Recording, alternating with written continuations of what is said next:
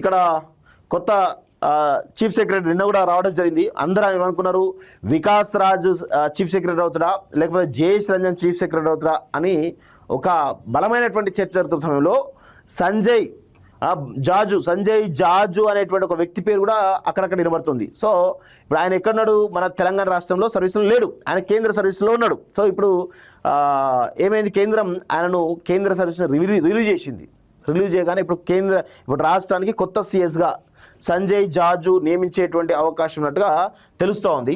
So 2014లో డిప్యూటేషన్పై కేంద్ర సర్వీస్కు అప్పటి నుంచి అక్కడే తెలంగాణ ప్రభుత్వం విజ్ఞప్తి మేరకు రిలీవ్ చేసినటువంటి కేంద్రం ప్రధాన కార్యదర్శి రేసులో జయేష్ రంజన్ వికాస్ రాజు జాజుకే సిఎస్ పోస్ట్ దక్కేటువంటి అవకాశం, సిఎస్గా 30లో ముగినటువంటి రామకృష్ణారావు యొక్క పదవీ కాలం అంటూ చూస్తాను. సో సిఎస్గా చీఫ్ సెక్రటరీగా రామకృష్ణారావు పదవీ కాలం ఇంకొక 1 వీక్ లోపల ముగియనున్నతోటి సో ఢిల్లీలో కేంద్ర సర్వీసుల్లో ఉన్నటువంటి సంజయ్ జాజు అక్కడ రిలీవ్ కావడం జరిగింది. అది కూడా రాష్ట్ర ప్రభుత్వం విజ్ఞప్తి మేరకి.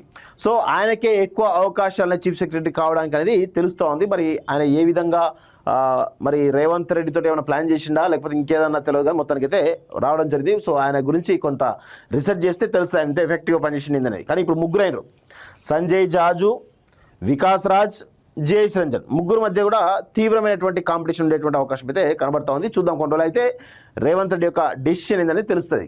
సో తెలంగాణ రాష్ట్ర కొత్త ప్రభుత్వ ప్రధాన కార్యదర్శిగా సీనియర్ ఐఏఎస్ అధికారి సంజయ్ జాజు ఎంపిక కాంట్రాక్ట్ తెలుస్తుంది. అన్ని కుదిరితే జూలై నెలలో ఆయన బాధ్యతలు స్వీకరించే అవకాశం ఉందని అధికార వర్గాలు చెబుతున్నాయి. కేంద్ర ప్రభుత్వం ఆయనను కేంద్ర సర్వీస్ నుంచి రిలీవ్ చేస్తూ ఉత్తర్వులు జారీ చేయడం దీనికి బలాన్ని చేకూరుస్తుంది. 1992 బ్యాచ్కి చెందినటువంటి సంజయ్ జాజు ఉమ్మడి ఆంధ్రప్రదేశ్లో ఐటీ కమ్యూనికేషన్ శాఖ కార్యదర్శిగా పనిచేశారట. సో చూద్దాం ఒకసారి ఆయన కూడా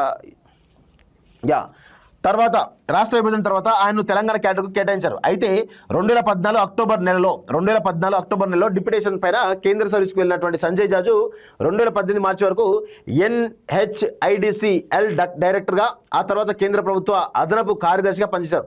2024 నుంచి కేంద్ర సమాచార ప్రసార శాఖ కార్యదర్శిగా కొనసాగుతున్నారు. సుదీర్ఘకాలం కేంద్ర సర్వీస్లో కొనసాగిన ఆయన సొంత క్యాడర్కు రావడానికి ఇష్టపడలేదని అధికార వర్గాల్లో ప్రచారం ఉంది. అయితే రాష్ట్ర ప్రభుత్వం తాజాగా చేసిన విజ్ఞప్తి మేరకు కేంద్ర ప్రభుత్వం ఆయన రిలీజ్ చేసింది. తెలంగాణ క్యాడర్కు తిరిగి పంపిస్తూ మంగళవారం ఉత్తర్వులు జారీ చేసింది అంటూ చూస్తా ఉన్నాం. సో కేంద్ర అంటే నాకు తెలిసి ఇక్కడ రేవంత్ రెడ్డికి ఒక అడ్వాంటేజ్ ఏంటంటే ఈయన కేంద్ర సర్వీస్లో దాదాపు 12 సంవత్సరాలుగా పనిచేస్తున్నాడు కాబట్టి కేంద్రంలో ఉన్నటువంటి అన్ని విభాగాలతోటి కొంత ఐడియా ఉంటుంది, అందరితో పరిచయాలు ఉంటాయి. కాబట్టి మేబీ కేంద్రం సంబంధించినటువంటి నిధుల విషయంలో ఈయన యొక్క పాత్ర కొంత ఈజీగా అయ్యేటువంటి అవకాశం ఉంటుంది. కాబట్టి మేబీ ఆయన నియమించడానికి ప్రధాన కారణం ఢిల్లీ నుంచి రావాల్సినటువంటి నిధులు విషయంలో కొంత కారణం అయి ఉండొచ్చు రేవంత్ రెడ్డికి. సో దానికోసమే ఈయనను మరి తీసుకొస్తున్నట్టుగా కనబడతా ఉంది. ప్రస్తుత సిఎస్ రామకృష్ణరావు 2025 ఆగస్టు నెలలోనే పదవి విరమణ చేయాల్సి ఉంది. కానీ సీఎం రేవంత్ రెడ్డి అభ్యర్థుల మేరకు రామకృష్ణరావు పదవి కాలాన్ని కేంద్రం ఇప్పటికీ 2 సార్లు 7 నెలలు 3 నెలల పాటు పొడిగించింది. ఈ నెల 30తో సిఎస్గా రామకృష్ణ పదవి కాలం ముగియనుంది.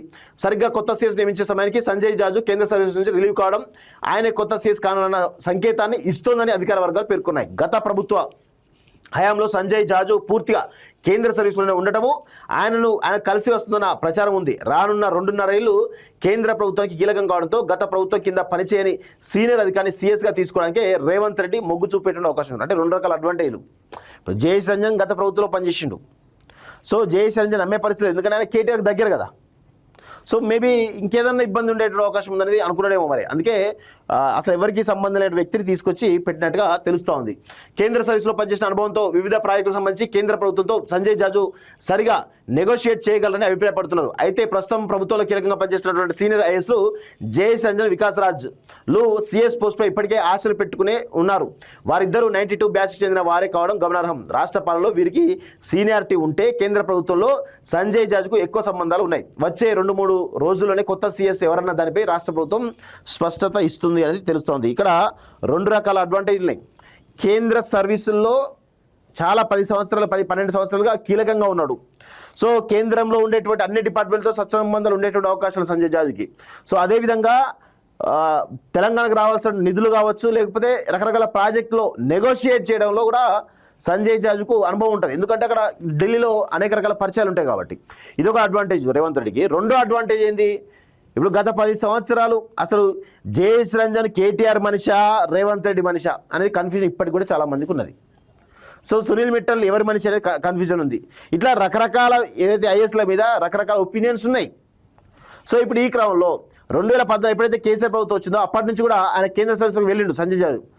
తో మళ్ళీ తిరిగి రాలేదు. సో ఇప్పుడు ఆయన తీసుకొస్తే ఇక్కడ ఈ ప్రభుత్వంతో ఈ ప్రతిపక్ష పార్టీతో సంబంధం వ్యక్తిగా ఉండడు కాబట్టి అన్నింటినీ కొంత కాన్ఫిడెన్షియల్ మెయింటైన్ చేసే అవకాశం ఉంటుంది కాబట్టి సో మేబీ ఆ కోణంలో కూడా తీసుకొస్తున్నాడేమో అనేటువంటి ఒక అనుమానాలు అయితే ఉన్నాయి. సో అదొక పాయింట్ కూడా యాడ్ అయ్యేటువంటి అవకాశం అయితే కనబడుతుంది. సో రేవంత్ రెడ్డి కొంత తెలివిగా ఆలోచిస్తున్నట్టుగా తెలుస్తోంది. చూద్దాం మరి కొన్ని రోజులు అయితే దీనిపైన క్లారిటీ వచ్చేటువంటి అవకాశం అయితే ఉంది.